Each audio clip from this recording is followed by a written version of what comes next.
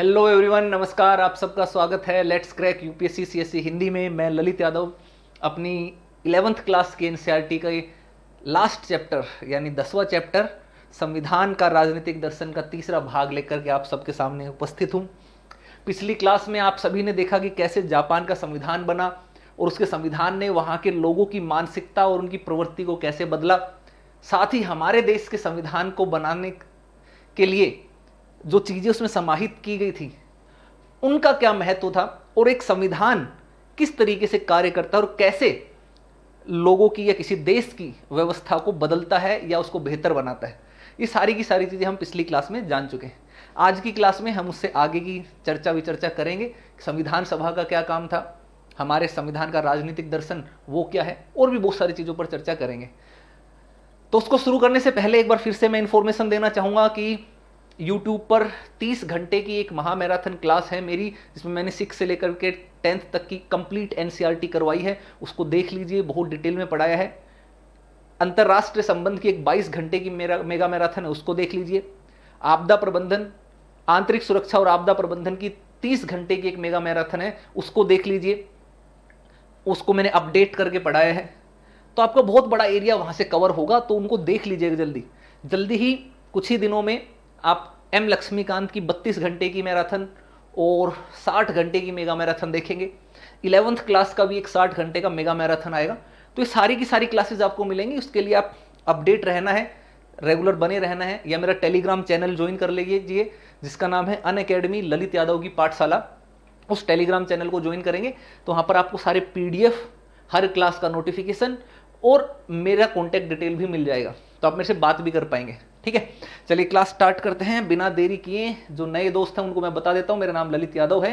मैंने MA, BEd, MPhil, PhD, net ये सभी किया हुआ है। मैं एक सोशल वर्कर भी हूँ, एक NGO में रन करता हूँ जिसका नाम है ललित यादव की पाठशाला, जो बेसिकली मैं अपने अकेले दम पर अकेले उस पर ही करता हूँ। पिछले 7-8 साल से वर्क करते हैं कुछ स्लम के बच्चों के लिए और कुछ रोड साइड सड़क किनारे रहने वाले बच्चों के लिए, और कैसे उनमें पिछले 5-6 साल में बहुत बड़ा बदलाव आया है। भीख, नशा, चोरी करने की आदतें छोड़ करके स्कूल जाते हैं, मेडल जीतते हैं, फर्स्ट आते हैं पढ़ाई में भी, स्पोर्ट्स में भी, और वो सारा का सारा एक टाइम देने से कैसे उसको चेंज कर सकते हैं। तो एक बहुत मोटिवेशनल सी जर्नी है। तो अगर आप सोशल मीडिया यूज़ करते हैं, फेसबुक, यूट्यूब, इंस्टाग्राम, तो जरूर देखना ललित यादव की पाठशाला को, फॉलो करना, वहाँ पर हमसे हमारे साथ जुड़ना। अभी तक 4 बुक्स मेरी पब्लिश हो चुकी हैं। पिछले 4 साल से मैं टीचिंग का काम कर रहा हूँ। ये मेरा टेलीग्राम चैनल है अनअकैडमी ललित यादव की पाठशाला। यहाँ पर आपको PDF मिल जाएगा, मेरी कॉन्टैक्ट डिटेल्स भी आपको यहाँ पर मिल जाएंगी, तो इसको ज्वाइन कर लीजिए। मेरी कॉन्टैक्ट डिटेल मिलेंगी तो आप डायरेक्ट मेरे से बात भी कर पाएंगे। अब 5 मिनट के लिए ध्यान से एक इंपॉर्टेंट चीज़ समझना, जो आपको हो सकता है कि आपको एग्ज़ाम क्वालिफाई करा दे, हो सकता है कि आपकी तैयारी बहुत अच्छे से करा दे। आप सबको पता है कि जब भी आप एग्ज़ाम, किसी भी एग्ज़ाम को अगर आप पास करना चाहते हैं तो उसके लिए आपको एक स्ट्रेटेजी के साथ सिस्टमेटिक तरीके से पढ़ने की आवश्यकता है।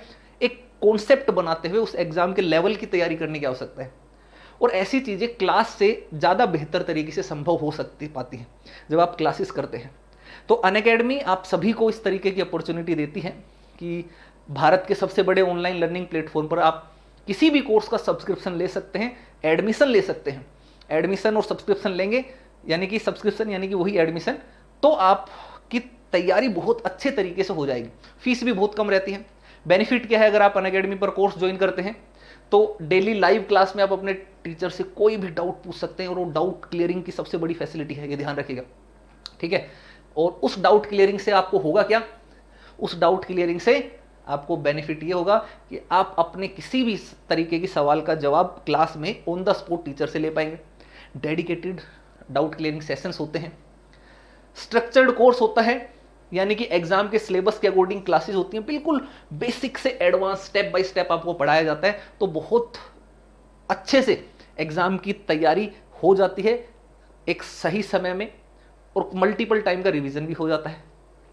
ऑल इंडिया लेवल पर आप अपनी तैयारी का जायजा ले सकते हैं, जिससे कि आप अपनी परिस्थिति को जांच सके कि ऑल इंडिया लेवल पर आप कहाँ खड़े हैं, उसके अनुसार आप अपनी तैयारियों को दिशा दे सकते हैं। अनलिमिटेड एक्सेस आपको मिलती है, यानी कि केवल एक सब्सक्रिप्शन से आपको लाइव क्लास भी मिल जाती है और रिकॉर्डेड क्लासेस भी मिल जाती हैं। दोनों ही क्लासेस आपको मिलती हैं। अनअकैडमी पर सारे की सारी टीचर्स के नोट्स, सब टीचर्स की क्लासेस एक ही सब्सक्रिप्शन से मिल जाएगा। उस क्लास को आप जितनी बार देखना चाहो देख सकते हो, कोई रिस्ट्रिक्शंस नहीं है। जितने समय का कोर्स लोगे उतने समय तक देख पाओगे। इंडिया के टॉप एजुकेटर्स वहां पर अवेलेबल हैं, मैं भी वहां पर पढ़ाता हूं।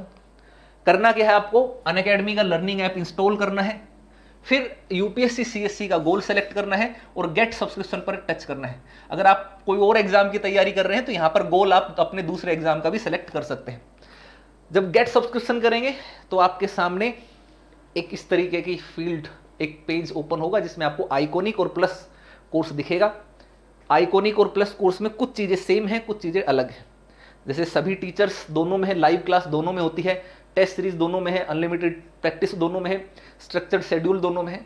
आइकॉनिक में एक्स्ट्रा क्या है, पर्सनल कोच, यानी कि अनअकैडमी आपको एक पर्सनल मेंटर प्रोवाइड कर देता है जो आपको साथ डेली जुड़ा रहता है। आप कभी भी उनसे कॉल पर, वीडियो कॉल से, कभी भी कैसे भी आप चाहें जुड़ करके अपनी समस्याओं का समाधान करवा सकते हैं। वो आपकी पढ़ाई के ऊपर नजर रखेगा, फीडबैक देगा, आपको हेल्प करेगा स्ट्रेटेजीज बनाने में, और मेंस की क्वेश्चन आंसर राइटिंग की प्रैक्टिस कराएगा डेली।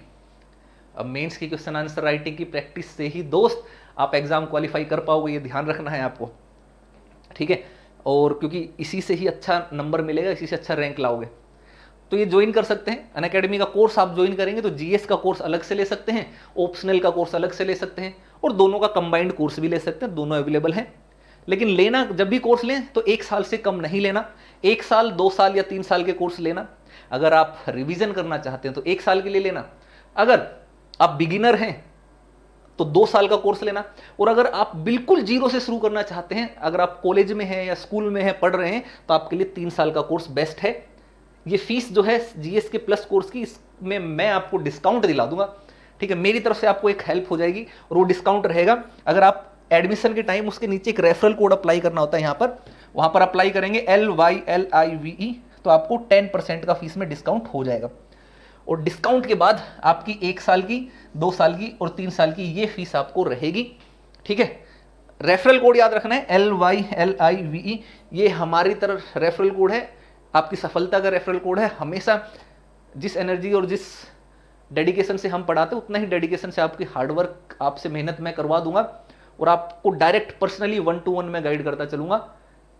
ऐसा ही आप आइकॉनिक कोर्स भी ले सकते हैं पर्सनल मेंटर और आंसर राइटिंग की प्रैक्टिस के साथ। यहां पर भी आपको डिस्काउंट मिल जाएगा। अगर आप LYLIVE ये रेफरल कोड अप्लाई करेंगे तो 1 साल की फीस, 2 साल की फीस और 3 साल की फीस ये हो जाएगी। रेफरल कोड ध्यान रखना है LYLIVE। सेम चीज ऑप्शनल के लिए, उसमें भी 1 साल, 2 साल या 3 साल का ही कोर्स लेना, क्योंकि उससे कम में तैयारी नहीं हो पाती दोस्त। 1 साल से कम में बिल्कुल भी ढंग से तैयारी नहीं हो पाएगी, वेस्ट ऑफ मनी रहेगा। और वैसे भी ज्यादा फर्क नहीं है, 6 महीने और 1 साल में केवल 5,000 रुपए का ही फर्क है। और ऐसे ही 1 साल और 2 साल में भी ज्यादा फीस का फर्क है नहीं, ठीक। अब इसमें भी आपको डिस्काउंट और मिल रहा है। सोचो, इतनी फीस है, इसमें भी मैं आपको डिस्काउंट दिला रहा हूं। अगर आप रेफरल कोड यहां पर LYLIVE ये अप्लाई करेंगे तो 10% का डिस्काउंट आपको यहां पर भी हो जाएगा। और ये आपकी फीस हो जाएगी ओवरऑल 1 साल, 2 साल और 3 साल। तो सोचिए, बहुत कम फीस में, इतनी कम फीस में आपकी कंप्लीट पूरी की पूरी तैयारी हो जा रही है इस रेफरल कोड को अप्लाई करके। LYLIVE। कॉम्बो कोर्स थोड़ा सस्ता पड़ता है, ज्यादा डिस्काउंट मिल जाता है, लगभग 30-40% तक डिस्काउंट मिल जाता है अगर आप कॉम्बो कोर्स लेते हैं और उसमें ये रेफरल कोड डालते हैं हमारा LYLIVE, तो आपको बहुत कम फीस जो है देनी पड़ेगी। LYLIVE, तो ये जो फीस आपको दिखाई दे रही है, इस फीस से भी कम हो जाएगी, इससे में भी और डिस्काउंट हो जाएगा 10% का। तो सोचिए, 1 साल की पूरी ऑप्शनल और जीएस की फीस लगभग डिस्काउंट के बाद 64,000, आपको लगभग 63,000 के करीब पड़ेगी। तो ऐसे ही बाकी भी आप ले सकते हैं, लेकिन कोड भूलना नहीं है। कोड है LYLIVE, याद रखना है। आपकी सफलता का रेफरल कोड, हमारे साथ जुड़ने का रेफरल कोड, आपकी मेहनत का कोड, आपको 1-to-1 गाइडेंस लेने का रेफरल कोड। 6 महीने अभी प्रीलिम्स के बचे हैं केवल, तो अगर जिसने अभी इस बार का एग्जाम देना है तो जल्दी से अनअकैडमी का कोर्स ज्वाइन कर लीजिए। प्रीलिम्स के लिए स्पेशल 6 मंथ के बैच स्टार्ट हो गए हैं, साथ ही 2022 और 2023 के लिए भी बैचेस 2 और 3 साल के बैच शुरू हो गए हैं। हिंदी, इंग्लिश और बाइलिंगुअल तीनों लैंग्वेज में बैच जो है वो है, इंग्लिश में, हिंदी में और बाइलिंगुअल तीनों ही कोर्सेज आपको वहां पर मिलेंगे।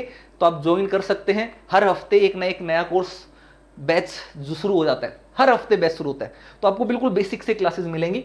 आइकॉनिक कोर्स की फीस बढ़ने वाली है, देरी नहीं करें, ये रेफरल कोड अप्लाई करके ले लीजिए क्लासेस। मैं अनअकैडमी पर 3 ऑप्शनल पढ़ाता हूं, लोक प्रशासन, राजनीति विज्ञान, समाजशास्त्र यानी कि पब्लिक एडमिनिस्ट्रेशन, पॉलिटिकल साइंस और सोशलॉजी, और उससे जीएस का लगभग 60% एरिया कवर हो जाता है।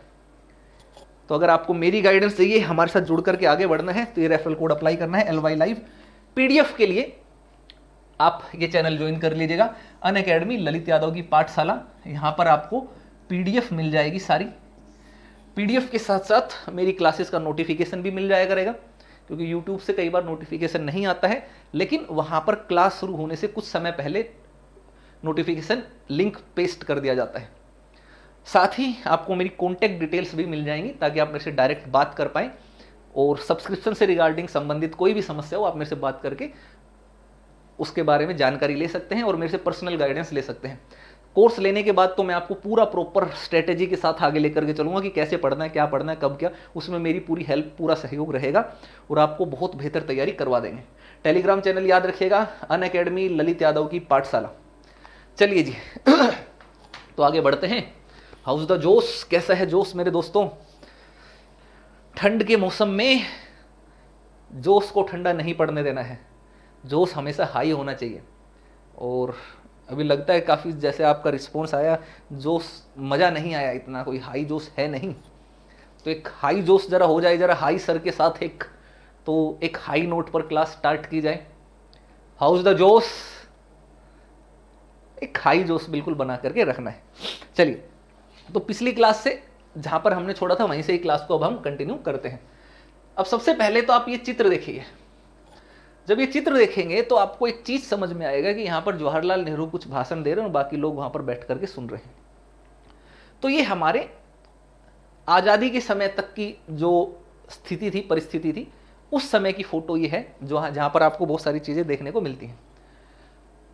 और एक संविधान सभा के संदर्भ में आपको चीजें जानने को मिलेंगी। अब सवाल एक ये है कि संविधान सभा की ओर मुड़कर क्यों देखें? हमेशा आप जब भी पॉलिटी पढ़ेंगे तो संविधान सभा के बारे में बड़ी जानकारी लेनी पड़ती है आपको।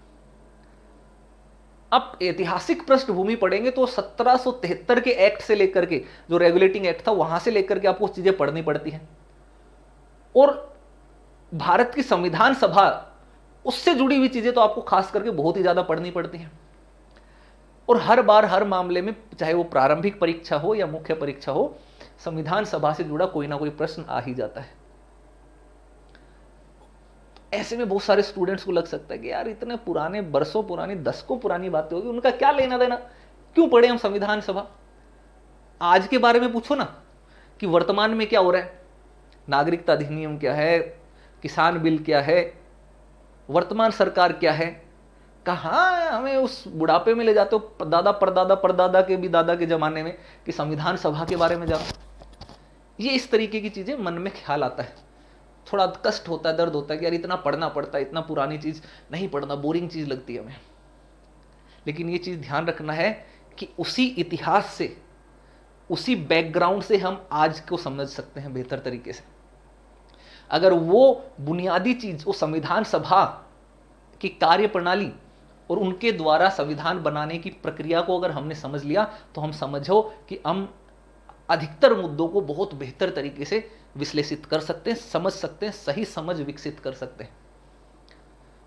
तो एक यही सवाल आपका भी बनता है कि संविधान सभा की ओर मुड़ करके क्यों देखें? हम अपने को अपने अतीत से बांध करके क्यों रखें?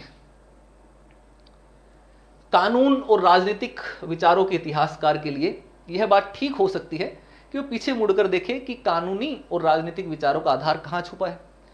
जो अगर हिस्ट्री पढ़ते हैं और जो लॉ पढ़ते हैं, उनके लिए जरूरी है कि भाई वो पुराना हिस्ट्री, ऐतिहासिक बैकग्राउंड में जाकर के सारी चीजें देखें, कानूनी विचारों के आधार को देखें।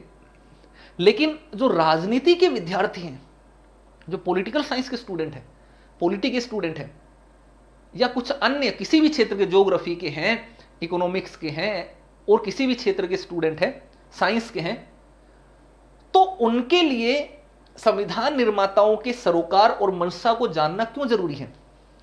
ये एक बड़ा सवाल है, और ये आप सब में भी आता है सवाल, आपको भी सुनने को मन में कई बार आता होगा कि यार स्कूल में तो कभी पढ़ा नहीं, स्कूल में तो हमारे पास साइंस थी, स्कूल में तो हमारे पास कॉमर्स थी, या स्कूल में तो हमारे पास इतिहास था ही नहीं, कॉलेज में भी नहीं था, अब हम क्यों पढ़ें इसको?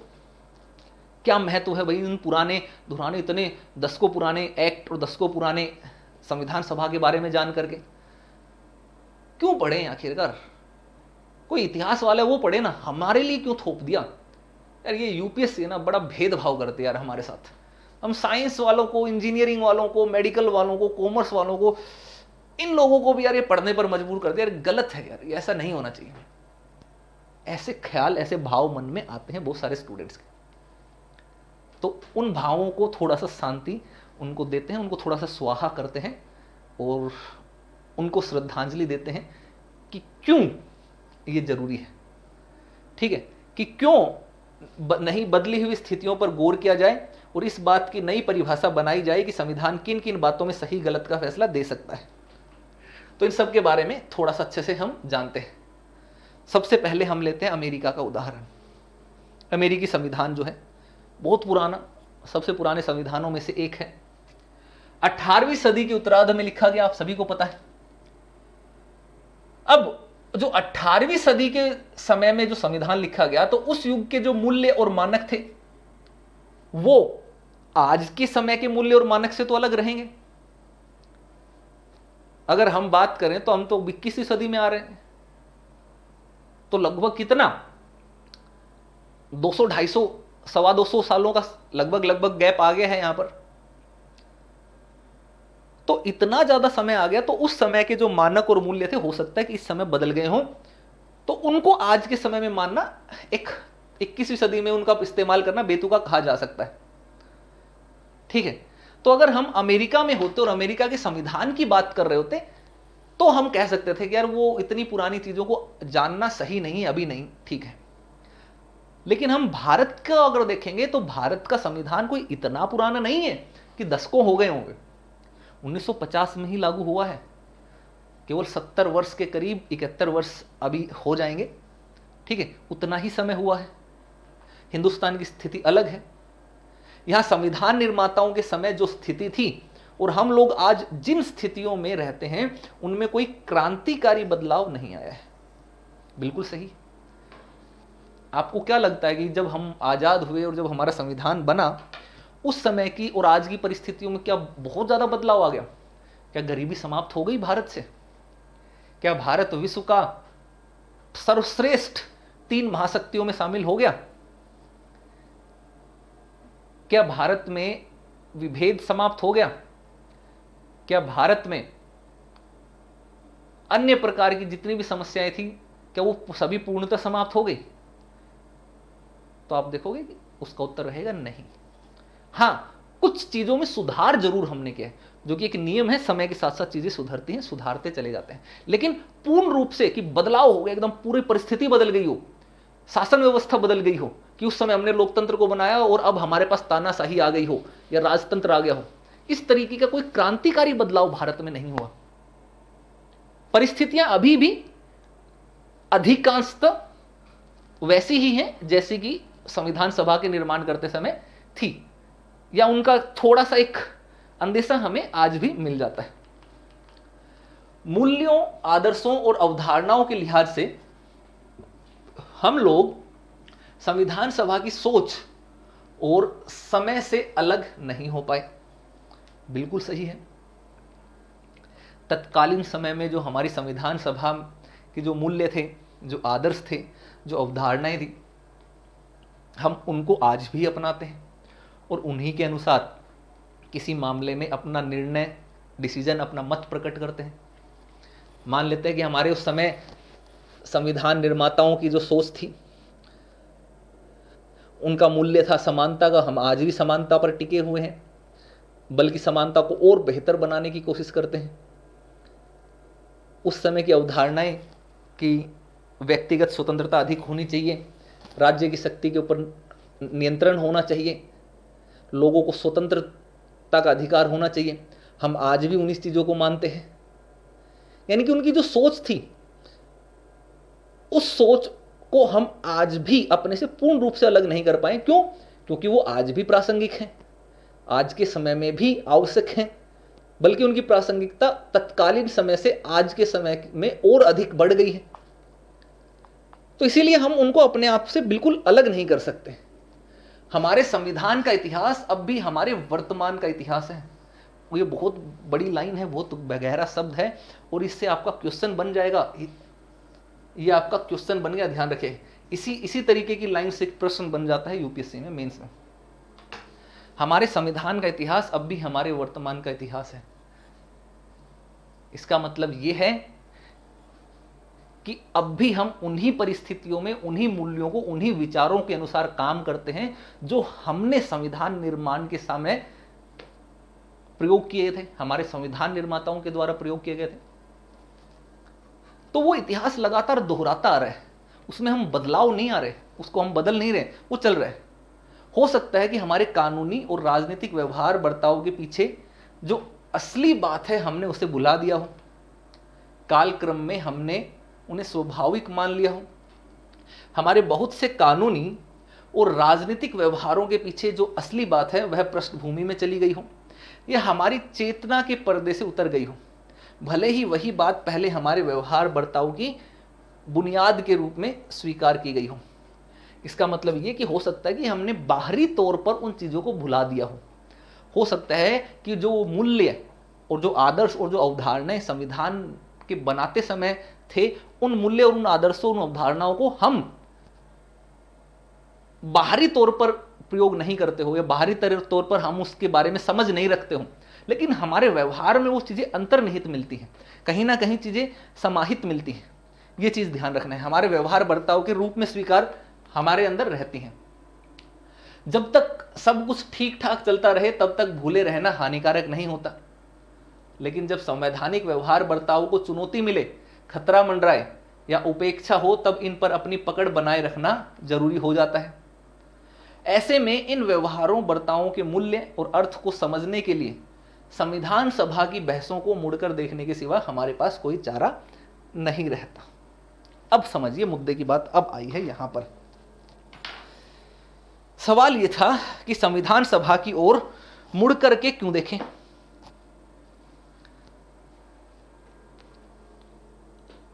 तो वर्तमान समय में संविधान जो काम कर रहा है वो बनाया किसके द्वारा गया? संविधान सभा के द्वारा बनाया गया। और उसके अंदर जो प्रावधान थे, वो प्रावधान डाले गए, वो क्या थे? वो भी संविधान सभा के चर्चा विचर्चा बहस के आधार पर उनके आदर्श मूल्यों से संबंधित प्रावधान थे। अब ऐसे में वर्तमान में मान लेते हैं कि आप कोई संवैधानिक व्यवहार है उसको चुनौती मिले। संवैधानिक व्यवहार का मतलब संविधान में लिखी हुई चीजें जो हैं उसके खिलाफ जाकर के कुछ काम हो।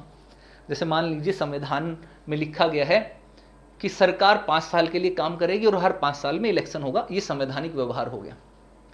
लेकिन सरकार अगर 5 साल के बाद इलेक्शन ही ना करवाए और इलेक्शन का मामला ही खत्म कर दे और ये कह दे कि भाई इस तरीके का परिवर्तन करने की कोशिश करे कि इलेक्शन होगा ही नहीं भारत में, जब तक ये सरकार है, जब तक ये व्यक्ति है प्रधानमंत्री, जब तक जीवित रहेंगे तब तक ये बने रहेंगे, आने वाले 30, 40, 50 साल तक यही सरकार बनी रहेगी। तो ये हो गया संविधान के व्यवहार बर्ताव के ऊपर प्रहार, खतरा, गलत तरीके से मिसयूज हो गया। तो अगर वो ऐसा करना चाहेगी कोई भी सरकार गलत तरीके से, तो आप उसके तर्कों को काटोगे कैसे, उसका खंडन कैसे करोगे? आप ये कैसे जानोगे कि ये संविधान की मूल भावना के खिलाफ है? संविधान में इस तरीके की चीजें होने से सारी व्यवस्था गड़बड़ा जाएगी, कैसे जानोगे? तो इन चीजों को जानने के लिए आपको संविधान सभा की बहस देखनी पड़ेगी।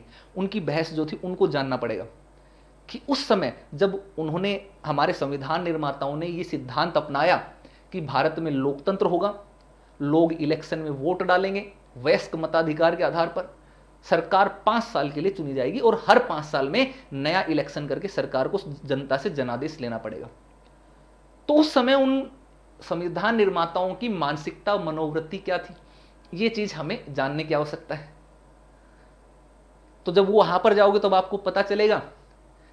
संविधान सभा की बहस के दौरान हमारे संविधान निर्माताओं को स्पष्ट बातचीत की, उन्होंने बताया कि अगर 5 साल के बाद इलेक्शन नहीं कराए जाएंगे, लंबी अवधि के लिए रखेंगे, तो हो सकता है सरकार तानाशाह हो जाए, सरकार निरंकुश हो जाए। लेकिन क्योंकि 5 साल का समय है तो इतना समय पर्याप्त होता है किसी भी सरकार को अपना काम सुचारू रूप से चालू करने और अपनी नीतियों को क्रियान्वित करने और उनका बेहतर परिणाम पाने में।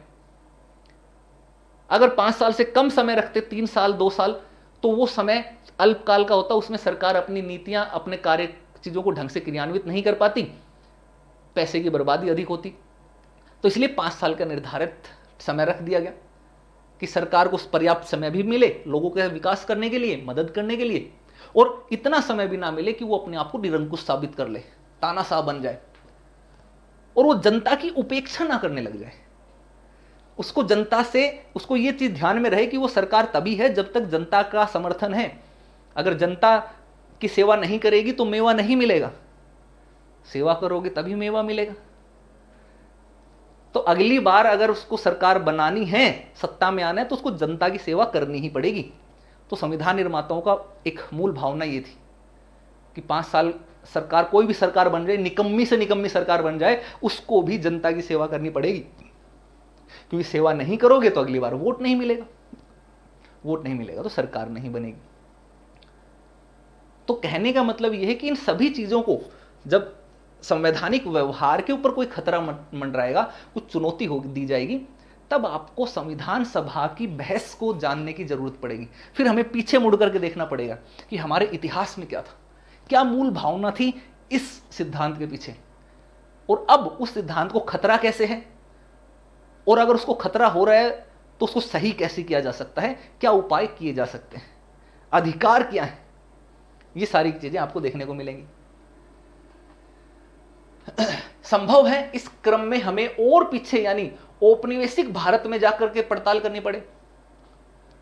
तो अभी तक मैंने तो आपको उदाहरण दिया कि संविधान सभा का, आपको हो सकता है कि उससे भी पुरानी जाकर के चीजें जाननी पड़े।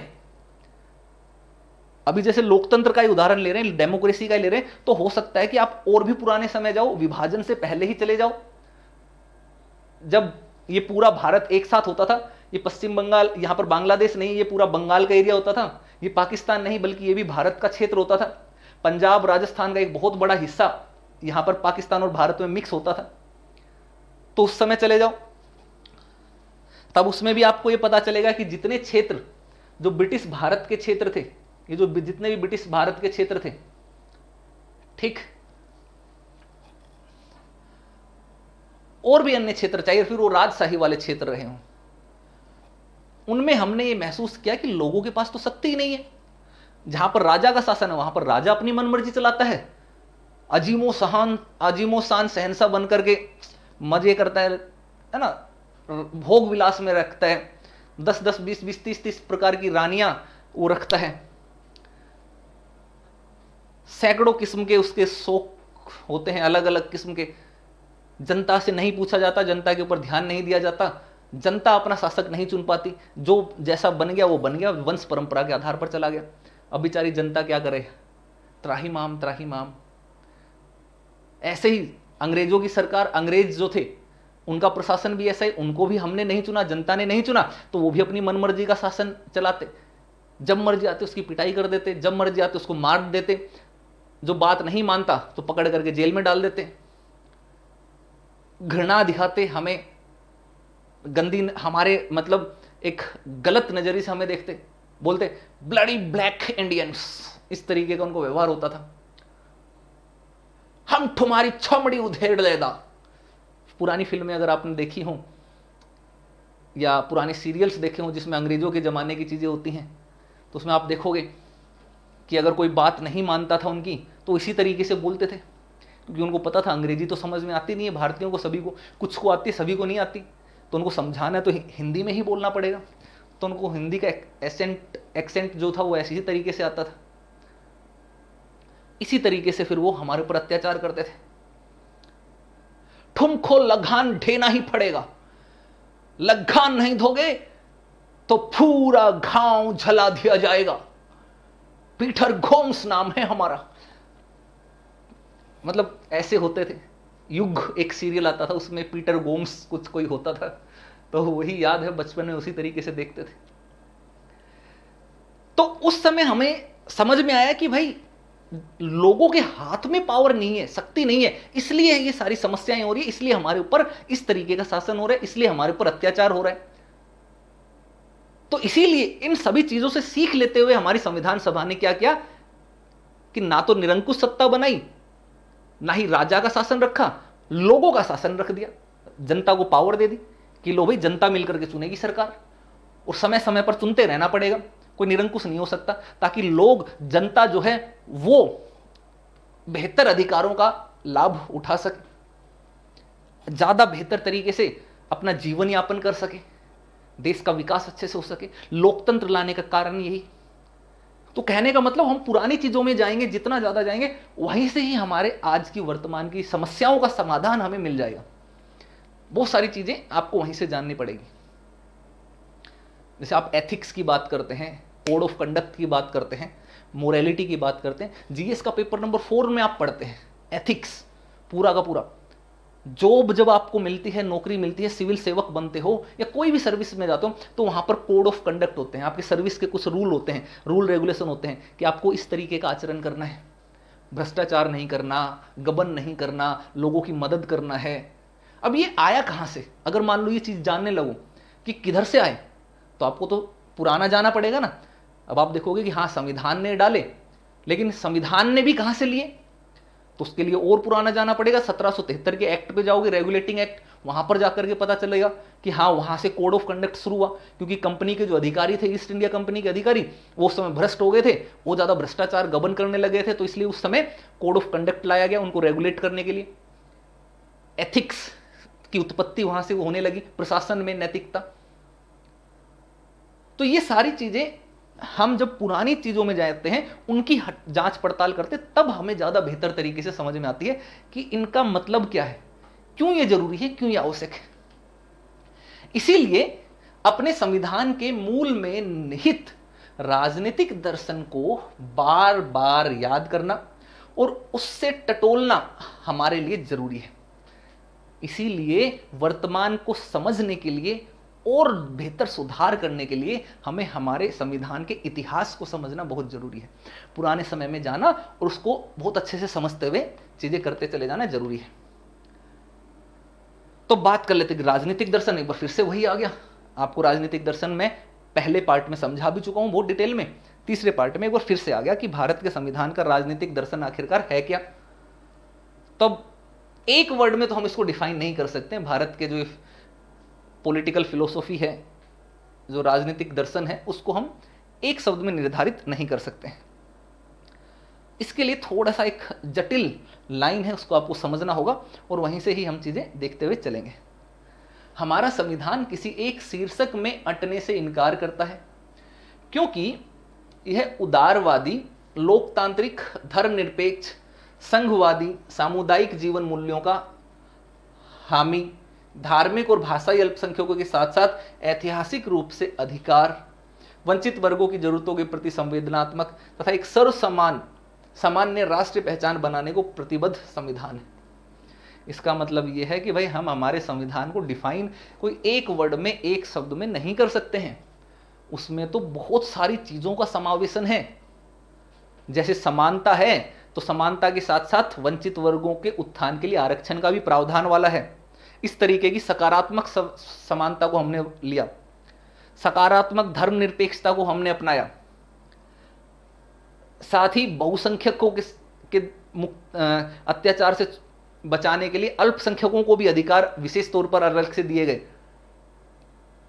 ठीक है, उदारवादी, लोकतंत्र, भाषाई, यानी हर चीज को आप देखोगे तो उन सभी चीजों का समावेशन हमारे संविधान में आपको देखने को मिलता है। तो संक्षेप में हम एक चीज बोल सकते हैं कि यह संविधान स्वतंत्रता, समानता, लोकतंत्र, सामाजिक न्याय तथा एक किस्म की राष्ट्रीय एकता के लिए प्रतिबद्ध है। तो बेसिकली हमारी प्रियम्बल जो है, हमारी प्रस्तावना आप जो देखोगे, जिसको हम उद्देशिका बोलते हैं, वो उद्देशिका एक तरीके से हमारे संविधान के राजनीतिक दर्शन को दर्शाती है। यह हमारे संविधान का एक प्रीफेस है। संविधान की जो मूलभूत चीजें हैं उन सभी चीजों का दर्शन आपको हमारे संविधान की प्रस्तावना में हो जाता है। तो उसी के आधार पर भी अगर आप देखोगे तो संक्षेप में हम ये कह सकते हैं कि हमारा संविधान एक ऐसा संविधान है जो समाज में सभी नागरिकों को स्वतंत्रता देने, समानता लाने, लोकतांत्रिक व्यवस्था को बनाए रखने, सामाजिक न्याय यानी कि वंचित और पिछड़ों को मुख्य धारा में लाने के लिए विशेष प्रयास करने और विविधता में एकता बनाए रखने के लिए राष्ट्रीय एकता, बंधुत्व, भाईचारा, उन सब के लिए प्रतिबद्ध एक दस्तावेज है। ये हम हमारे संविधान के बारे में एक लाइन में कह सकते हैं। इन्हीं चीजों में हमें संविधान का दर्शन देखने को मिलता है। अब इन एक एक शब्दों को, इन एक एक चीज को थोड़ा डिटेल में जानेंगे। अभी जब आने वाले वो जो चीजें हैं स्लाइड्स, उनमें एक एक चीज को बहुत ही खोल खोल करके डिटेल में समझाया गया। अभी बस बेसिक से चीज समझ लेते हैं कि क्या है। अगर हमें डिफाइन करना हो संविधान को, अगर आपसे पूछ लिया जाए कि संविधान का बुनियाद राजनीतिक दर्शन क्या है, संविधान के राजनीतिक दर्शन से आप क्या समझते हैं, तो आपको यहां पर ये चीजें लिखनी है। इन सब के साथ एक बुनियादी चीज और है, संविधान का जोर इस बात पर है कि उसके दर्शन पर शांतिपूर्ण तथा लोकतांत्रिक तरीके से अमल किया जाए। इसका मतलब यह है कि संविधान में जो प्रावधान दिए गए हैं, जो चीजें दी गई हैं, उनको क्रियान्वित करते समय कोई जोर जबरदस्ती नहीं की जाए किसी के साथ, बल्कि लोकतांत्रिक तरीके से किया जाए उसको क्रियान्वित। लोकतांत्रिक तरीके से क्रियान्वित करने का मतलब जनता को साथ में लेकर के उनकी सहमति से इन चीजों का क्रियान्वयन किया जाए, किसी के ऊपर जबरदस्ती चीजें ना थोपी जाए, एक आम सहमति। तो वो सहमति हम बेसिकली कहां से लेते हैं? संसद के माध्यम से लेते हैं। कोई भी बदलाव होता है तो संसद के माध्यम से ही बदलाव होता है। अब आप कहोगे कि सर बदलाव तो संसद ने किया, तो जनता की सहमति कैसे होगी? तो वो इसलिए हो गई क्योंकि हम इलेक्शन जो करवाते हैं वो जनता की सहमति के लिए ही कराते हैं। संसद में जो व्यक्ति गया वो आपका ही चुना हुआ, जनता का ही चुना हुआ प्रतिनिधि है, तो उसी को ही हम मान लेते हैं कि यही जनता है और इन्हीं का ही ये प्रतिनिधित्व कर रहा है। तो इसका अगर कोई विचार है तो वो उस क्षेत्र की जनता के विचार को यहां पर प्रतिबिंबित करता है। तो वो चीज है सकारात्मक रूप से लोकतांत्रिक तरीके से कोई चीजों में बदलाव किया जाए। जैसे संविधान में अगर कोई बदलाव की बात करते हैं, संविधान संशोधन की बात करते हैं, तो उसमें भी आप देखते हो कि संविधान संशोधन कोई भी सरकार जोर जबरदस्ती से गैर कानूनी तरीके से करेगी तो उसको वो मान्यता नहीं मिल पाती है और ना ही सुप्रीम कोर्ट उस चीज को आगे जाने देता है अगर वो गैर संवैधानिक है तो। लेकिन अगर वही बदलाव सभी पार्टियों, सभी दलों के साथ मिल करके, उनको समझा करके, नफा नुकसान बता करके उनके साथ मिल करके किया जाए तो बिना विरोध के, बिना अधिक कठिनाइयों का सामना किए संविधान का बदलाव हो सकता है। जैसे वर्तमान में कई बार कानून देखते हैं ना आप, जैसे नागरिकता वाला कानून बना, नागरिकता संशोधन, बहुत विरोध हुआ। कानून तो बन गया, संवैधानिक भी है, असंवैधानिक भी नहीं ठहराया गया, लेकिन क्या हुआ कि कुछ मामलों में कुछ पक्षकारों को शामिल नहीं किया गया या स्पष्ट सूचना, स्पष्ट समझ विकसित नहीं की गई। तो अगर वो भी कर लिया जाता तो ये समस्याएं, ये इस तरीके की जो हिंसक घटनाएं होती हैं या जो गलत फहमियां होती हैं वो नहीं हो पाती। तो हमारे संविधान का में इस बात पर जोर है कि उसके दर्शन पर शांतिपूर्ण तथा लोकतांत्रिक तरीके से ही अमल किया जाए। अब ये बच्चा आ जाता है फिर से, हमारा इंटेलिजेंट बच्चा, और एक और इंटेलिजेंट सवाल आकर के कहता है, ये फ्रस्ट्रेट हो गया अब आप लोगों की तरह, क्योंकि जटिल लग रहा होगा ना आपको भी, कई चीजें जटिल हैं, बहुत जटिल हैं। ये चैप्टर पूरा का पूरा चैप्टर ही जटिल है। ये ध्यान रखिए, पॉलिटी की 6 से लेकर के 12th क्लास तक की जितनी भी एनसीईआरटी हैं, अगर उसमें सबसे टफ चैप्टर कोई है, सबसे जटिल चैप्टर कोई है, तो वो यही है 11th क्लास का 10th चैप्टर, जो जटिलता से भरा हुआ है। और इस जटिलता वाले कष्ट को आपको झेलना पड़ेगा ही दोस्त, इसको समझना पड़ेगा। नहीं समझ में आए तो पॉज करके, बैक करके, रिपीट करके देख लेना है, 2 बार 3 बार देखना है, लेकिन समझ विकसित करनी है। 2-3 बार देखोगे आ जाएगा। क्योंकि यहाँ से प्रश्न बनते हैं, पूरा संविधान का एक जिस्ट, एक दर्शन आपको देखने को मिलता है। यहाँ पर सवाल आएगा तो आपको ये एक नजरिए के साथ उत्तर लिखना पड़ेगा। अब ये जो बच्चा आया है, ये बच्चा करके कहता है यह कठिन है, हमें सीधे सीधे क्यों नहीं बता दिया जाता कि इस संविधान का दर्शन क्या है। परेशान हो गया बेचारा, इतनी देर से दर्शन दर्शन दर्शन इतनी सारी चीजें बोलते चले गए, अलग अलग चीजें आ गई, पागल हो गया। अरे यार सीधा सीधा बता दो कि दर्शन क्या है, क्यों इतना घुमा फिरा करके पकड़ बता रहे हो। आप लोगों को भी ऐसे लगता होगा। उसका रीजन है, उसका रीजन ये कि घुमा फिरा करके नहीं बताया जा रहा, बल्कि चीजों को एक एक करके बारी बारी से स्टेप बाय स्टेप फिर उसको व्याख्या उसकी की जा रही है। स्टेप बाय स्टेप करेंगे तभी चीजें समझ में आएंगी। आपको कुछ चीजें सिंपल सी बता दी गई तो हो सकता है कि वो थोड़ी सी समझ विकसित हो जाए, लेकिन उसका प्रयोग कैसे करना है, क्यों वो चीज आई, अगर वो नहीं बताया जाएगा तो हो सकता है कि आपकी सोचने समझने की शक्ति विकसित ना हो। जैसे मान लो कि आपको ये बता दिया जाए कि आपके पास स्वतंत्रता का अधिकार है, लेकिन अगर उस स्वतंत्रता के अधिकार के संदर्भ में आपके सामने पूरी जानकारी ना हो कि भैया स्वतंत्रता का अधिकार देने की जरूरत क्यों पड़ी, कौन कौन सी स्वतंत्रताएं हैं ये तो पता है, लेकिन उनके ऊपर सीमाएं क्या हैं, अगर कोई उल्लंघन हो जाता है तो क्या करोगे, और किस स्वतंत्रता की जरूरत है, हम कौन कौन सी ऐसा काम नहीं कर सकते जिससे दूसरे की स्वतंत्रता में बाधा ना आ जाए। ये सभी चीजें जानना धीरे धीरे एक एक करके जरूरी है। केवल यही जान लेना कि हमारे पास स्वतंत्रता का अधिकार है वो काफी नहीं है, समझ रहे हैं। तो बुनियाद समझ होना जरूरी है। यदि यह दर्शन ऐसे छुपा रहेगा तो आम नागरिक इसे कैसे समझेगा। बच्चा बिल्कुल सही कह रहा है, आम नागरिक के लिए भारत के संविधान का दर्शन समझना तो बड़ा मुश्किल है, क्योंकि ये मंदिर मस्जिद वाला दर्शन तो है नहीं, गुरुद्वारे वाला दर्शन तो है नहीं कि जाओ और मत्था टेक लो दर्शन हो गए, कृपा होगी भगवान की। या कोई वैसे बाबा वाला दर्शन भी नहीं है कि जाओ बाबा के दरबार में, कोई बाबा बैठा है और बाबा के दरबार से जाकर के कृपा ले लो। बाबा बोलेंगे कि बेटा गोलगप्पे खाओ कृपा आ जाएगी, बेटा लाल लिपस्टिक की जगह काली लिपस्टिक लगाओ कृपा आ जाएगी, बेटा सास को प्यार से बोलने की बजाय उससे बात करना बंद कर दो कृपा आ जाएगी, है ना। मतलब इस तरीके की वैसा वाला दर्शन तो है नहीं कि भाई उनके पास गए और सब चीजें बदल गई। बाबा जाने सबके मन की बात, है ना, जो आता है एक सीरीज है आश्रम, देखना बहुत बेहतरीन सीरीज है। उस तरीके का दर्शन तो है नहीं, या उस तरीके का भी दर्शन नहीं है जिसमें आप किसी को पसंद करते हैं, छुप छुप करके मिलने का या छुप छुप करके पसंद करने का जो आपको है कि आज देख लिया दर्शन हो गया, वाह दिल गार्डन गार्डन हो गया, बाग बाग हो गया, आज का दिन अच्छा निकलेगा। स्कूल कॉलेज में इस तरीके की चीजें होती हैं, आप लोग भी उस उम्र में हैं, करते भी होंगे कि स्कूल में और कॉलेज में जाते हैं और किसी खास विशेष व्यक्ति का दर्शन करने के लिए तत्पर रहते हैं। अगर उस खास विशेष व्यक्ति के दर्शन हो गए तो फिर दिल को सुकून मिलता है ना, दिल का करार आ गया, ये एक गाना, इस तरीके से चीजें चलती हैं। तो ये उस तरीके का दर्शन नहीं है, ये छुपा हुआ है ना। मतलब उसको गहराई से समझना पड़ेगा आपको कि भाई आखिरकार है क्या, किस तरीके के दर्शन की यहां पर हमारे संविधान में बात की गई है।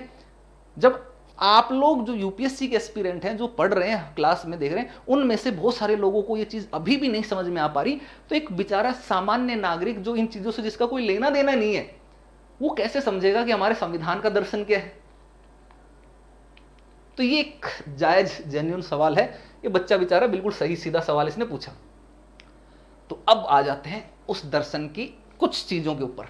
हमने थोड़ी देर पहले देखा था ना कि संविधान के दर्शन को कि हम कैसे परिभाषित कर सकते हैं, कि वो स्वतंत्रता, समानता, सामाजिक न्याय, लोकतंत्र, ठीक है, इस तरीके की चीजों को, बंधुता, राष्ट्रीय एकता, इसको बढ़ाने के लिए प्रयासरत चीजें, तो उन सभी चीजों को एक एक करके देखते हैं। तो सबसे पहली चीज आती है व्यक्ति की स्वतंत्रता। संविधान के बारे में गौर करने वाली पहली बात है कि यह व्यक्ति की स्वतंत्रता के लिए प्रतिबद्ध है। यह प्रतिबद्धता किसी चमत्कार के रूप में मेज के इर्द गिर्द चुपचाप बैठकर चिंतन मनन करने से नहीं आई। यह प्रतिबद्धता लगभग एक सदी तक निरंतर चली बौद्धिक और राजनीतिक गतिविधियों का परिणाम है। अब आपको लगता है कि भाई भारत में संविधान बना दिया गया, ठीक है। और संविधान बनाने के बाद, इससे पहले इसमें एक पिक्चर है, वो मैं आपको पिक्चर दिखाना चाहूँगा, वो शायद यहाँ पर है नहीं, इधर अंतिम समय में इधर डाल दी है कहीं हमारे, हाँ ये पिक्चर देखिए। संविधान के राजनीतिक दर्शन की हम बात कर रहे थे, तो एनसीईआरटी की पुस्तक में ये एक पिक्चर है, जिस पिक्चर में आपको देखोगे क्रिकेट की पिच मिलेगी।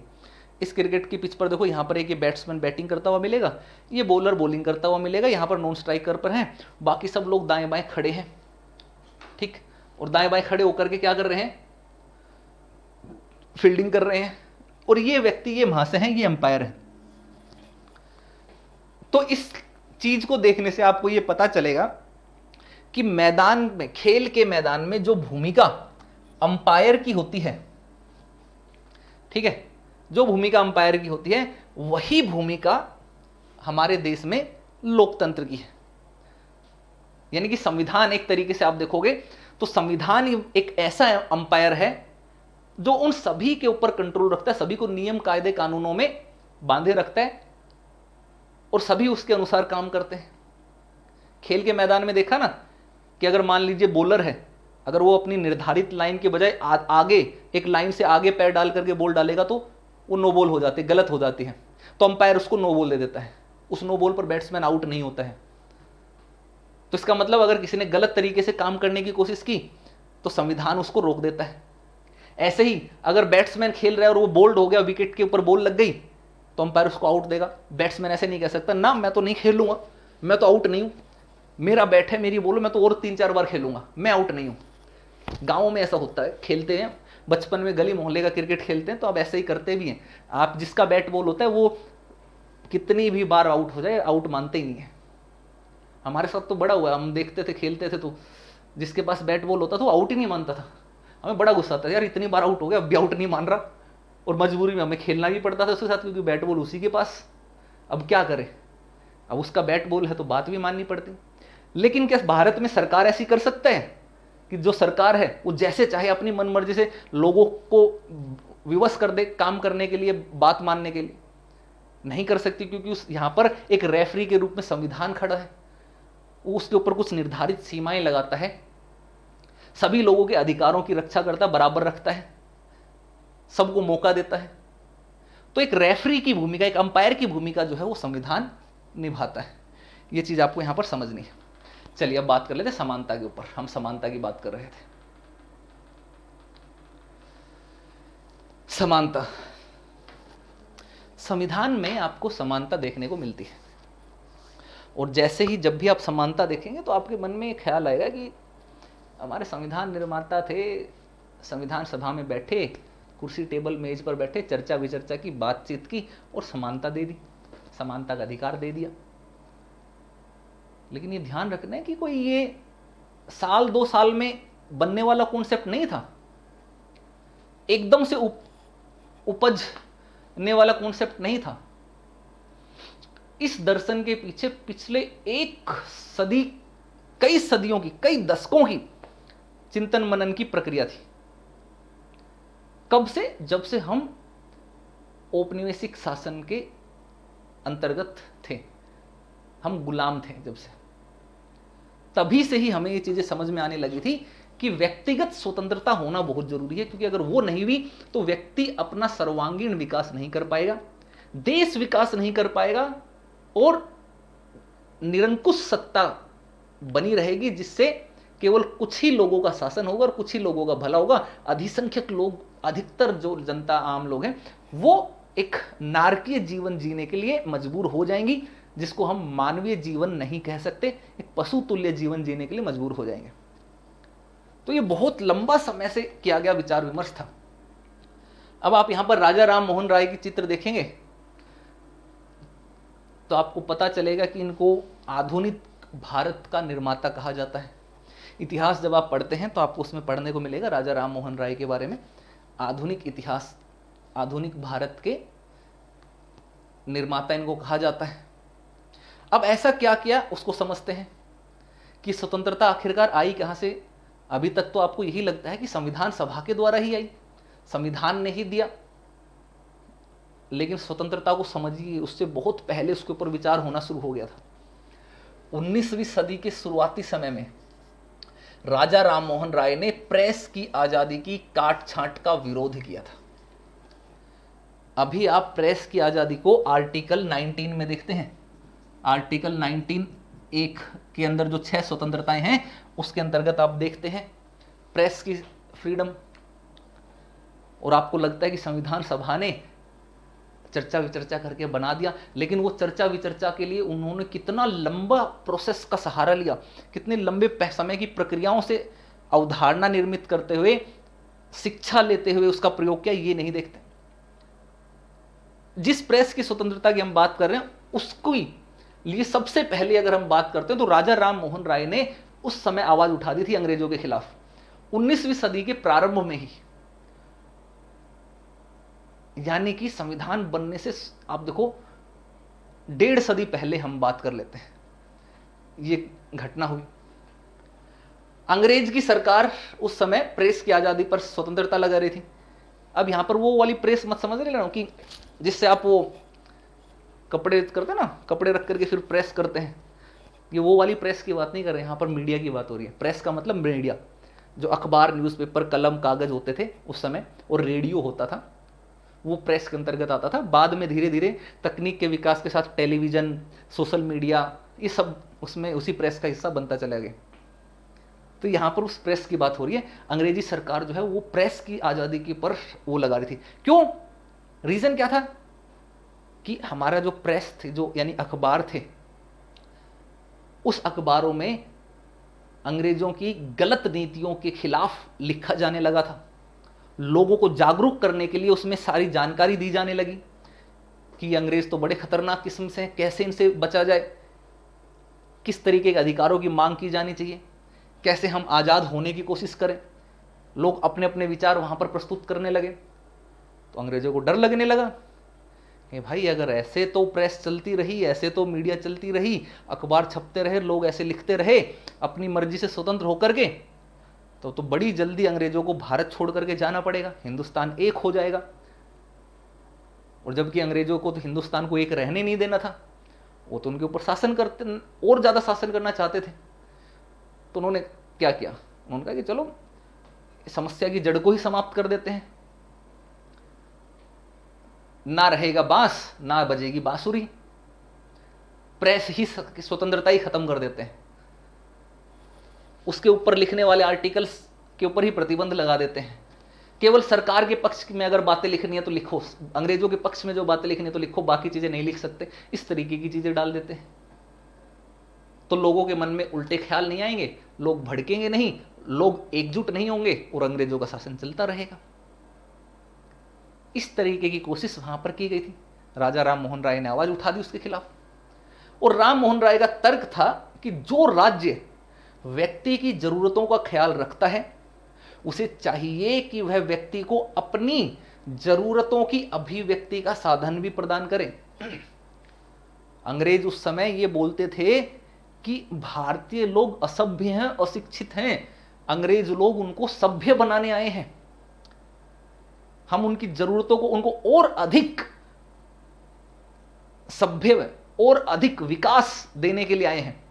तो राजा राम मोहन राय ने कहा कि अगर भाई कोई राज्य है जो सच में ही व्यक्तियों की जरूरत का ख्याल रखता है, जो सच में चाहता है कि उसका विकास हो, जरूरतों की पूर्ति हो, तो सबसे पहली चीज तो वो उनको आजादी देगा अपनी जरूरतों को बताने की, कि भाई क्या जरूरत है उनकी, क्या आवश्यकता है।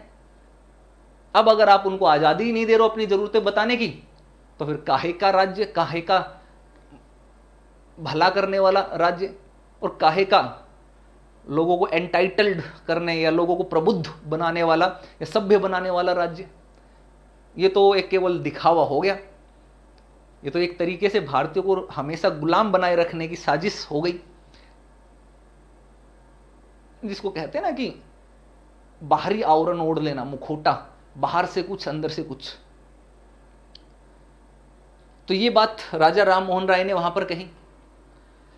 इसलिए राज्य के लिए जरूरी है कि वह प्रकाशन की असीमित आजादी प्रदान करे, राजा राम मोहन राय ने क्लियरली बोला 19वीं सदी के प्रारंभ में।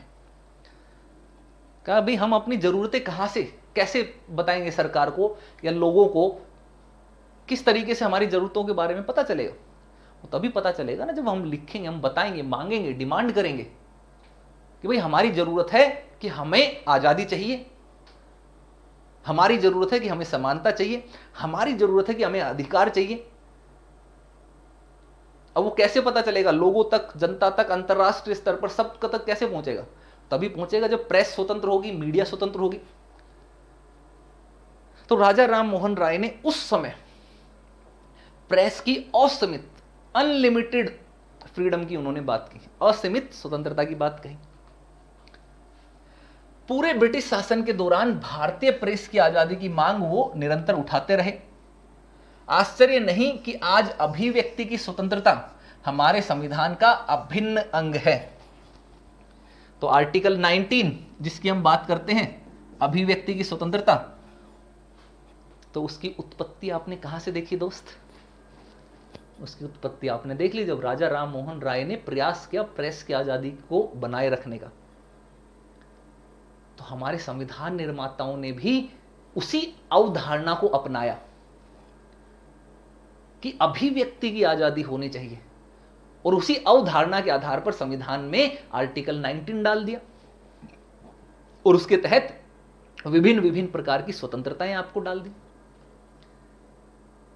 तो हमारे संविधान का जो राजनीतिक दर्शन है, स्वतंत्रता जिसकी हम बात करते हैं, लिबर्टी,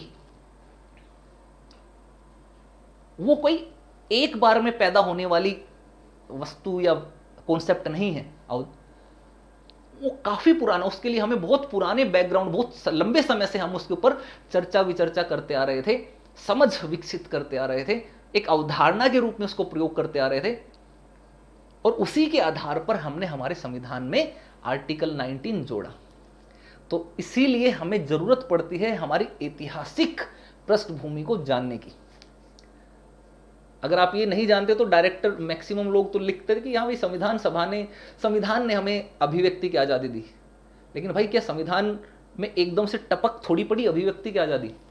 उसको बनाने के लिए, इसके बारे में समझने के लिए उन्होंने कहाँ से चीज़ें ली, ये विकसित कहाँ से आई कि अभिव्यक्ति की आज़ादी होनी चाहिए, और क्यों हुई ऐसा, क्या समस्याएं थी, क्या कारण थे, और क्यों ये मजबूरी हो गई, जरूरी हो गया कि इसको मौलिक अधिकार ही बनाना पड़ा। तो ये सारी चीजें तो हमें तभी समझ में आएंगे ना जब हम थोड़ा बैकग्राउंड देखेंगे, उनकी घटनाएं देखेंगे, उन्हीं घटनाओं के आधार पर चीजें होंगी।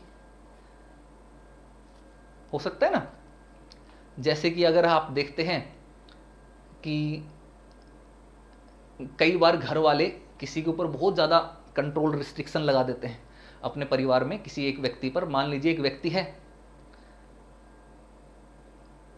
अब उसके ऊपर परिवार ने रूल बना रखा है कि भाई वो व्यक्ति घर से बाहर नहीं निकलेगा, कुछ भी हो जाए चाहे। तो बाप में को लगेगा यार ये तो उसकी स्वतंत्रता के अधिकार का हनन है, ये तो गलत बात है, इसको बाहर क्यों नहीं निकलने दिया जाए। तो वो पहली चीज देख करके तो आपको गलत लगेगा, लेकिन उस चीज को समझने के लिए आपको उसका इतिहास जानना पड़ेगा कि भाई ऐसा क्यों हुआ कि इसके ऊपर प्रतिबंध लगा दिया। तो जब इतिहास जानने जाओगे, उसका बैकग्राउंड जानने जाओ, तो हो सकता है कि पता चले कि वो व्यक्ति जैसे घर से बाहर निकलता है और जाता है ठेके के ऊपर और खंबा लेता है, और फिर छलकाए जाम आपके नाम, है ना, छलकाए जाम आइए आपके नाम, है ना, इसके नाम वगैरह वगैरह, वो गाना एक एक हो जाए, और फिर नशा करके, दारू पी करके फिर बखेड़ा खड़ा करता हो, फिर वो शराबी करता ना एक्टिंग, ये ऐसे ऐसे गिरेंगे हिलेंगे, तू मेरा भाई है, तू बता मेरे को किसको ठोकना है, किसने मेरे भाई को गलत बोला, इस तरीके से एक्टिंग करेंगे ना।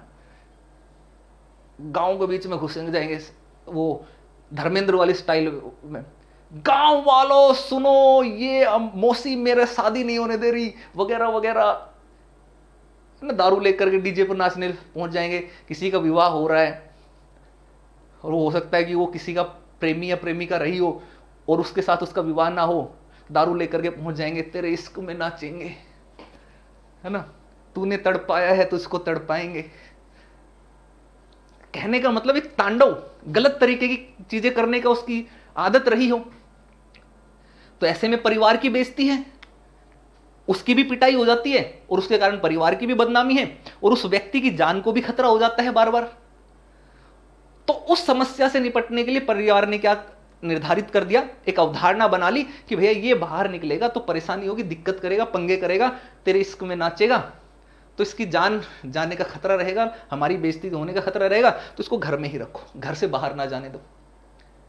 फिर आपको समझ में आएगा कि हाँ, परिवार ने सही किया, इस चीज में इन्होंने इनको बांध कर रखा, बिल्कुल ठीक किया। लेकिन वो आपने जाना कैसे, उसका जो बैकग्राउंड को देखा, पुराना आपने देखा।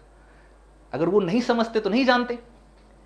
तो यही चीज यहां पर भी सेम है कि हमारे संविधान में आज जो भी कुछ चीजें हैं, उन दर्शन को, उस आधारभूत चीजों को, उसको समझने के लिए हमें ऐतिहासिक पृष्ठभूमि जाननी बहुत जरूरी है, जिससे हमें पता चलता है कि वो अवधारणाएं कैसे बनी जिनके आधार पर हमने संविधान में बहुत सारे कानून, बहुत सारे मूल्य डाल करके कुछ आर्टिकल, सिद्धांत अपनाए। अब बात कर लेते हैं एक चीज, रोलेट एक्ट का नाम आपने सुना होगा। अब आप सबको पता है कि अभी आपके पास आर्टिकल 19 से आर्टिकल 22, 19 से 22 तक आपके सामने स्वतंत्रता का अधिकार है, और उन्हीं में ही आपको एक मनमानी गिरफ्तारी के विरुद्ध स्वतंत्रता भी प्रदान की गई है। यानी कि कोई आपको बिना वारंट के गिरफ्तार नहीं कर सकता, गिरफ्तार करेगा तो आपको कारण बताना पड़ेगा, 24 घंटे के अंदर गिरफ्तारी के आपको नज़दीकी मैजिस्ट्रेट के पास ले जा करके बताना पड़ेगा कि भाई क्यों गिरफ्तार किया, ठीक है। आपको केस लड़ने की भी अनुमति देगा, बहुत सारी चीज़ें आपके पास रहेंगी। लेकिन अब ये बताइए कि ये सारा अधिकार कहाँ से आ गया आपके पास? इस तरीके का राइट क्या एकदम से हमारे संविधान सभा ने या हमारे संविधान निर्माताओं ने टेबल पर, मेज पर बैठे बैठे अपने आप से ही बना लिया? क्या ऐसा संभव था? तो ऐसा नहीं था। उन्होंने कहीं से तो चीजें सोची होंगी, कहीं से तो उनके दिमाग में ये अवधारणा बनी होगी कि भाई मनमानी गिरफ्तारी के खिलाफ संरक्षण देने की आवश्यकता है। नहीं तो सरकार को अगर इस तरीके का अधिकार नागरिकों को नहीं देंगे तो सरकार गलत कार्य करने लग जाएगी। तो इसके लिए जाते हैं रोलेट एक्ट के ऊपर। बैकग्राउंड में देखेंगे कि कुख्यात रोलेट एक्ट ने हमारी इसी स्वतंत्रता के अपहरण का प्रयास किया था और राष्ट्रीय स्वतंत्रता संग्राम ने इसके विरुद्ध जमकर लोहा लिया। तो रोलेट एक्ट आप यहां पर देखोगे तो आपको दिख जाएंगे हमारे बहुत सारे स्वतंत्रता सेनानी महात्मा गांधी के साथ। अब उसने क्या किया, रोलेट एक्ट ने यह प्रावधान किया कि जो भी अंग्रेजों के खिलाफ विरोध प्रदर्शन करते हैं, जो प्रोटेस्टर थे, उनको बिना किसी ट्रायल के, यानी कि बिना किसी न्यायालयीय प्रक्रिया के अंग्रेज 2 साल के लिए जेल में बंद कर सकते थे। तो इसका मतलब तो ये हो गया कि सरकार के अंग्रेजों के खिलाफ कोई आवाज ही ना उठाए। अगर किसी ने गलती से आवाज उठा दी तो वो तो उसको पकड़ करके जेल में ठूस देंगे 2 साल के लिए। तो ये तो मनमानी गिरफ्तारी होगी। जबकि हो सकता है कि जो अंग्रेजों के खिलाफ आवाज उठा रहा हो वो सही हो सकता है वो मांग रहा हो, कर रहा हो कि भाई तुम अत्याचार कर रहे हो, गलत व्यवस्था कर रहे हो, हमारे साथ भी समानता का व्यवहार करो, हमें भी शासन में भागीदारी दो। वो तो अपने हो सकता है कि अपनी सही मांग उठा रहा हो, लेकिन क्योंकि अंग्रेजों को पसंद नहीं है कि भाई जो भी व्यक्ति हमारे खिलाफ आवाज उठाएगा तो हम तो जेल में बंद कर देंगे, तो मनमानी गिरफ्तारी हो गई। और उस मनमानी गिरफ्तारी से हमें क्या समझ में आया कि भैया अगर मनमानी गिरफ्तारी करेगा तो व्यक्ति दब जाएंगे, डर जाएंगे, कोई आवाज ही नहीं उठाएगा, कोई खुल करके अपनी अभिव्यक्ति करेगा ही नहीं, और जो निरंकुश सत्ता है, जो शासन है, वो चलता रहेगा और वो और अधिक अत्याचारी हो जाएगा। इससे लोगों को और अधिक समस्याओं का सामना करना पड़ेगा। रोलेट एक्ट में यही था। इसके साथ साथ आप देखोगे जब पंजाब में बहुत सारे जो प्रोटेस्टर्स थे उनको गिरफ्तार भी किया गया और उन्होंने इसके लिए आंदोलन भी किया। तो यहां से समझ में आया कि मनमानी गिरफ्तारी नहीं कर सकते भाई, कोई वैध कारक होना चाहिए, कोई रीजनेबल फैक्टर होना चाहिए जिसके आधार पर आपको गिरफ्तारी की जाए। ऐसे मन मर्जी से गिरफ्तार करोगे क्या मतलब? आप तो फिल्में भी देखते होंगे, फिल्मों में भी आपको पता होगा, आप फिल्म जब देखेंगे तो आप देखोगे पुलिस की गाड़ी, किसी को गिरफ्तार करने आती है तो पुलिस की गाड़ी आएगी, पहले जीप निकल कर आएगी, पी पो करती करती, और फिर एक हवेली के ऊपर जाकर के रुकेगी और उससे एक इंस्पेक्टर साहब निकलेंगे मूंछों के साथ, चश्मा लगाएं, और जाकर के बोलेंगे, मामा ठाकुर तेरी गिरफ्तारी का वारंट लेकर के आया हूं, आज तुझे मेरे साथ चलने से कोई दुनिया की कोई ताकत नहीं रोक सकती, चल। और फिर उसको हथकड़ी लगा करके अपने साथ जेल में लेकर के जाते हैं। तो उससे आपको एक चीज समझ में आया कि वारंट था उसके पास उसकी गिरफ्तारी का, तभी वो लेकर के आ पाया। और वारंट उसने न्यायालय से लिया, अपनी मन मर्जी से वो गिरफ्तार करने नहीं आ सकता था। मन मर्जी से का गिरफ्तारी करने के लिए भी कई बार फिल्मों में आपने देखा होगा कि एक पुलिस आई, पी पो करती करती जीप एक हवेली पर रुकी, दबंग सा इंस्पेक्टर निकला चश्मे के साथ, टसन मारते मारते गया, मामा ठाकुर अपन तेरे को गिरफ्तार करने को आयल है ना, वो मुंबईया भाषा में, क्या भीड़ लोग गिरफ्तार कर लो मामा ठाकुर को। फिर मामा ठाकुर कहेगा, अरे इंस्पेक्टर काहे, थांबा थोड़ा ठहरो, क्या मेरी गिरफ्तारी का वारंट लाए हो? अगर वारंट नहीं लाए तो मेरे को गिरफ्तार कैसे लेकर के जाओगे? बिना वारंट के मुझे ले जाओगे तो ये चारों तरफ मेरे देख रहे हो ना, खिलाए पिलाए मेरे जो दमदार हट्टे कट्टे लोगों को पाला हुआ है, ये तो तुम्हें ले जाने नहीं देंगे कानून के खिलाफ। तो अगर मेरे को गिरफ्तार करना है तो पहले वारंट लेकर के आओ, है ना। इस तरीके की फिल्में आपने देखी होगी। फिर इंस्पेक्टर कहेगा, ठीक है मामा ठाकुर, आज तो मैं जा रहा हूं, अगली बार वारंट के साथ आऊंगा, उस दिन तेरे ये भीड़ू लोग भी कुछ नहीं कर पाएगा, चलो पंटर लोग। फिर निकल करके भाग करके वापस जाएगा गाड़ी में बैठ करके, और फिर वारंट लेकर के आएगा। फिर वारंट लेकर के आएगा, ये देख मामा ठाकुर तेरे खिलाफ वारंट लेकर के आया हूं, चल। तो कहने का मतलब वो किसी भी परिस्थिति में मनमानी किस्म की गिरफ्तारी आप नहीं कर सकते, उसका अधिकारों का हनन आप नहीं कर सकते। समझ पा रहे हैं? तो वही है। तो ये रोलेट एक्ट से हमारे दिमाग में आया, ये चीज समझ में आई कि भाई मनमानी गिरफ्तारी तो बड़ी खतरनाक है। तो इससे तो व्यक्ति बेचारा किसी भी मामले में अपनी आवाज उठाने से डरेगा, गलत हो रहा है तो उसको भी वो सहना पड़ेगा, उसके खिलाफ भी आवाज नहीं उठा पाएगा। इसीलिए हमारे स्वतंत्रता के अधिकार में डाल दिया गया, ठीक, उसमें आपको दे दिया गया कि किस किस दशाओं में आपको गिरफ्तारी नहीं की जा सकती। तो ये वहां से आया। इसके अतिरिक्त अन्य व्यक्तिक स्वतंत्रताएं, मसलन अंतरात्मा का अधिकार उदारवादी विचारधारा का अभिन्न हिस्सा है। इस आधार पर हम कह सकते हैं कि भारतीय संविधान का चरित्र मजबूत उदारवादी बुनियाद पर प्रतिष्ठित है। मौलिक अधिकारों से संबंधित अध्याय में हम देख चुके हैं कि भारतीय संविधान व्यक्ति की स्वतंत्रता को कितना महत्व देता है। यहां इस बात को भी हम याद करें कि संविधान को अंगीकार करने के 40 वर्ष पहले भी भारतीय राष्ट्रीय कांग्रेस के प्रत्येक प्रस्ताव, योजना, विधेयक और रिपोर्ट में व्यक्ति की स्वतंत्रता की चर्चा रहती थी। इसे यूं ही लिखने भर के लिए नहीं लिखा जाता था, बल्कि इसे एक ऐसा मूल्य माना जाता था जिस पर समझौता नहीं किया जा सकता। इस पूरे पैराग्राफ का जिस्ट एक ही, इसीलिए मैंने इसको एक साथ पढ़ दिया। इसका जिस्ट यही है कि हमारी स्वतंत्रता एक मूल्य था, एक वैल्यू थी, कोई एकदम से बना हुआ कानून या टपकी हुई व्यवस्था नहीं थी। एक मूल्य के रूप में हमने स्वीकार किया था, एक वैल्यू के रूप में स्वीकार किया था कि हम व्यक्ति के पास स्वतंत्रता होनी चाहिए। अभिव्यक्ति की स्वतंत्रता, मनमानी गिरफ्तारी से संरक्षण की स्वतंत्रता, अपना विचार रखने की स्वतंत्रता, अपना रोजगार करने की स्वतंत्रता वगैरह वगैरह। तो ये समय समय पर जो कांग्रेस के अधिवेशन होते थे आजादी से पहले, उन सब में भी इसको स्वीकार किया जाता था कि एक मूल्य के रूप में स्वतंत्रता। और इसी मूल्य को हमने संविधान जब बनाने लगे तो उसको हमने स्वतंत्रता के अधिकार के तौर पर एक कानून का रूप दे दिया। तो कानून बना कहां से? एक मूल्य से ही बना, एक वैल्यू से ही बना। यानी कि दर्शन आपको देखने को मिला ना, उस स्वतंत्रता के अधिकार के पीछे का जो दर्शन था, जो फिलोसफी थी, वो आपको देखने को मिली कि क्यों आई। तो ये चीज है। ये कार्टून मैंने आपको दिखाई दिया इसको। अब अगले पर चलते हैं जी, जो है सामाजिक न्याय। ठीक है, कि सामाजिक न्याय आखिरकार क्या है और सामाजिक न्याय किस तरीके से कार्य करता है। हमारे संविधान में सोशल जस्टिस के बारे में भी आपको बहुत सारी चीजें देखने को मिलेंगी। साथ ही जीएस का पेपर 2 है, उसमें भी आपको ये देखने को मिलेगा। जीएस का पेपर 2, उसमें भी पॉलिटी, गवर्नेंस और सोशल जस्टिस लिखा है, सामाजिक न्याय। तो ये सामाजिक न्याय है क्या और कहां से आया, इसका बुनियादी चीजें और इसकी बुनियादी समझ क्या थी, इन चीजों को हम इसको समझने की कोशिश करेंगे अब। ठीक है,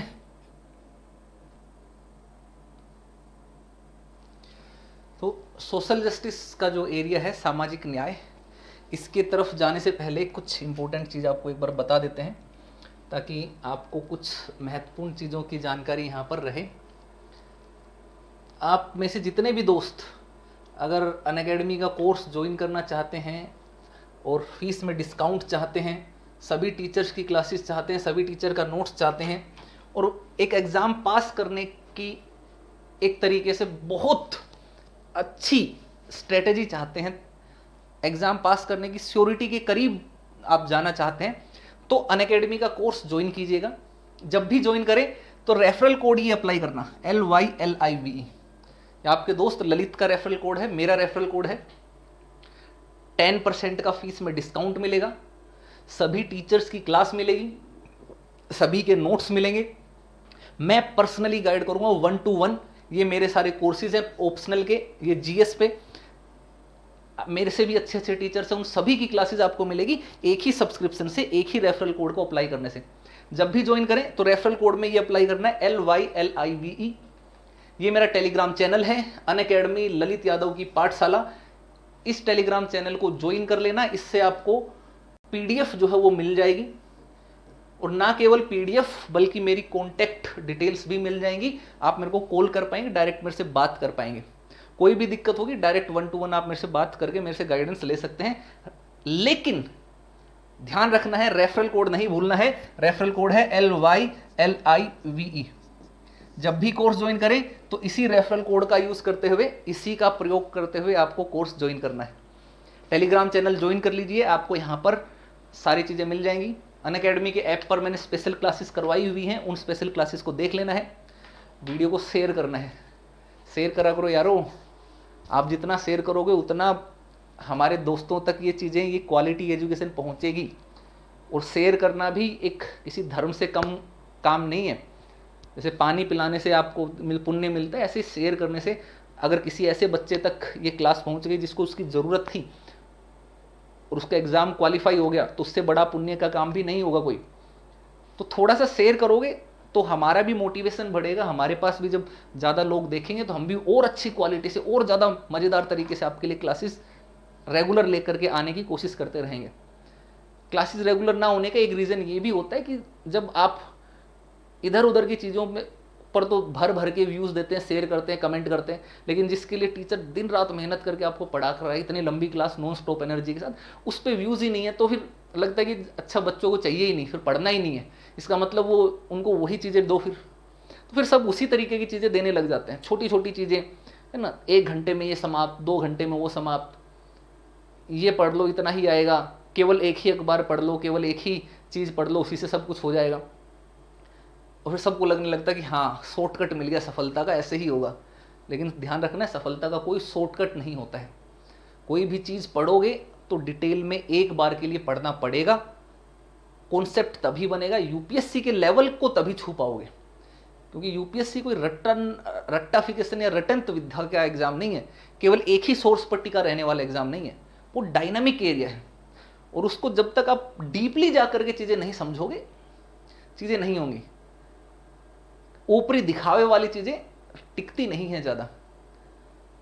तो वो डिटेल में हम थोड़ी मेहनत करते हैं और बहुत डिटेल में पढ़ाते हैं, चीज़ें लेकर के आते हैं। जिसका रीज़न यही है कि हम चाहते हैं कि आप दोस्तों का रिजल्ट निकले, और वो तभी भी होगा, हमारा मोटिवेशन भी तभी बना रहेगा जब आप उसको शेयर करेंगे, खूब शेयर करें। जितने टेलीग्राम ग्रुप हैं, जितने आपके व्हाट्सएप के ग्रुप्स हैं, जितने आपके फेसबुक के ग्रुप्स हैं, हर जगह शेयर करो, दोस्तों को शेयर करो और उनको बोलो कमेंट करें, इनके ऊपर बताएं, लाइक करें, शेयर करें, तो हमारा भी मोटिवेशन थोड़ा सा बना रहता है।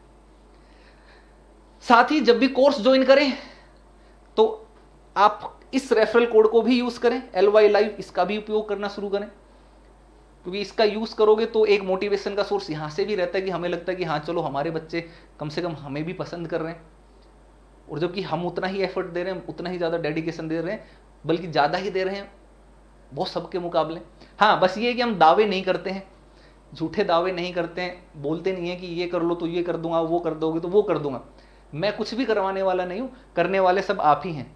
मैं केवल आपको मार्गदर्शन देने वाला हूँ, मैं केवल आपको सोचने समझने वाला इंसान, एक दिमाग के चीज़ों की परिस्थितियों को समझने वाला इंसान बनाने की शिक्षा प्रदान कर सकता हूँ, एक रास्ता दिखा सकता हूँ।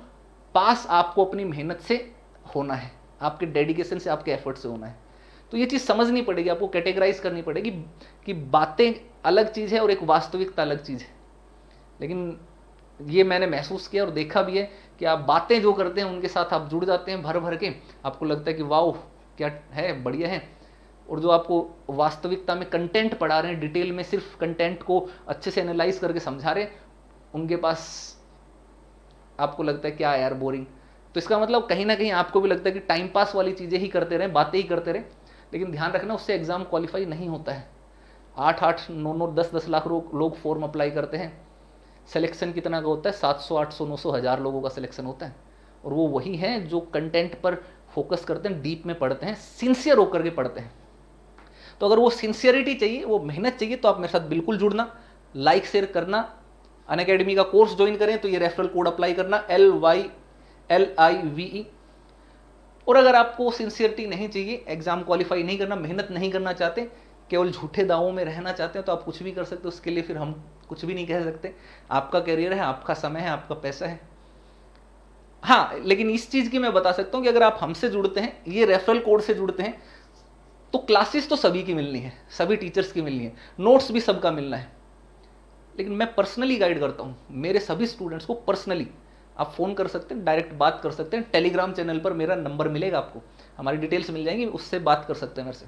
तो पर्सनल गाइडेंस आपको बहुत सारी दिशाओं में भटकने से बचा करके एक सही दिशा की ओर ले करके चली जाती है। एक सोचने समझने वाला व्यक्ति एक सही संतुलित व्यक्ति बनने में मदद करती है, एक सही स्ट्रेटेजी से पढ़ने में मदद करती है। वो मैं कर सकता हूँ, क्योंकि हर बच्चे के लिए एक अलग स्ट्रेटेजी की जरूरत होती है उसकी परिस्थितियों के अनुसार। तो वो आपको मिलेगा मेरी तरफ से, मैं करूँगा और मैं करता हूँ और मैं आपको करूँगा और आपको हेल्प भी करेंगे। लेकिन उसके लिए एक चीज़ आपको भी करनी पड़ेगी कि जब भी अनअकैडमी का कोर्स ज्वाइन करें तो ये कोड अप्लाई करें, इसको अप्लाई करें, इसको वायरल करें, इसको शेयर करें, लोगों को पहुंचाएं, अपने दोस्तों को बताएं, सबको बताएं कि जब भी कोर्स ज्वाइन करें, कोई भी कोर्स ज्वाइन करें, किसी भी तरीके का कोर्स अनअकैडमी पर, तो कोड यही लगे LYLIVE। एक आंदोलन की तरह ये जाना चाहिए कि LY लाइव रेफरल कोड लगाओ, ललित सर से डायरेक्ट 1-to-1 पर्सनल गाइडेंस भी लो और एग्जाम भी क्वालिफाई करो, क्योंकि वो तरीका बताएंगे, वो मार्गदर्शन करते रहेंगे एंड तक, अंतिम समय तक, 1-to-1 डायरेक्ट फोन पर। ठीक है, और भी बहुत सारी चीज़ों में आपको मैं हेल्प करता रहूँगा, आपकी लाइफ से रिलेटेड भी वो आपको रहेगा।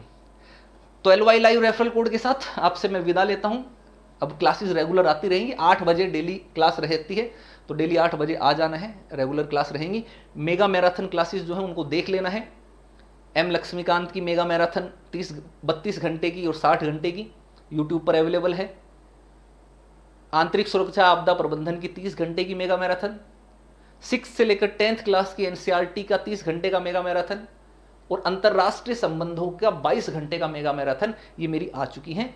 इनको देख लेना है, जरूर मिस नहीं करना है, और उनसे आपको एक बेहतर समझ डेवलप वहाँ से भी होने वाली है।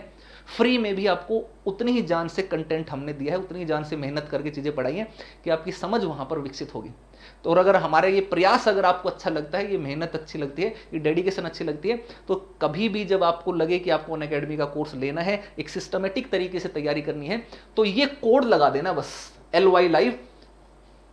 मैं समझ लूँगा कि मेरी मेहनत सफल होगी और मैं दोबारा उससे डबल मेहनत करके बाकी बच्चों को भी इसी तरीके से एफर्ट देते हुए लगातार चलेंगे। तो चलिए, आप सभी को बेस्ट विशेष, शुभकामनाएं। अच्छे से आगे बढ़िए लाइफ में, ईमानदारी से रहिए, मेहनत कीजिए, पॉजिटिव रहिए, सकारात्मक रहिए, जरूर चीज़ें आपको मिलेंगी।